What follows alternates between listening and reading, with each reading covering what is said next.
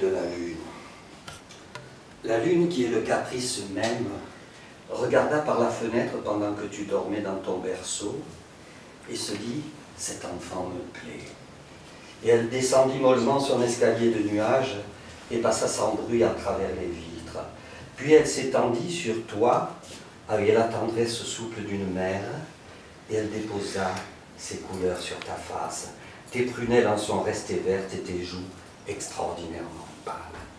C'est en contemplant cette visiteuse que tes yeux se sont si bizarrement agrandis et elle t'a si tendrement serré à la gorge que tu en as gardé pour toujours l'envie de pleurer.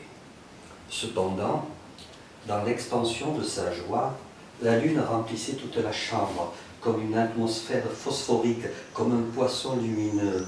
Et toute cette lumière vivante pensait et disait « Tu subiras éternellement l'influence de mon baiser, tu seras belle à ma manière, tu aimeras ce que j'aime et ce qui m'aime, l'eau, les nuages, le silence et la nuit, la mer immense et verte, l'eau informe et multicolore, le lieu où tu ne seras pas, l'amant que tu ne connaîtras pas, les fleurs monstrueuses, les parfums qui font délirer, les chats qui se pâment sur les pianos et qui gémissent comme les femmes d'une voix rauque et douce.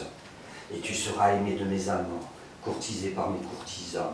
Tu seras la reine des hommes aux yeux verts, dont j'ai serré aussi la gorge dans mes caresses nocturnes, de ceux-là qui aiment la mer immense, tumultueuse et verte, l'eau informe et multiforme, le lieu où ils ne sont pas, la femme qu'ils ne connaissent pas, les fleurs sinistres qui ressemblent aux encensoirs d'une religion inconnue, les parfums qui troublent la volonté, et les animaux sauvages et voluptueux qui sont les emblèmes de leur folie. Et c'est pour cela, maudite chère enfant gâtée, que je suis maintenant couché à tes pieds, cherchant dans toute ta personne le reflet de la redoutable divinité, de ta fatidique marraine, de la nourrice empoisonneuse de tous les lunatiques.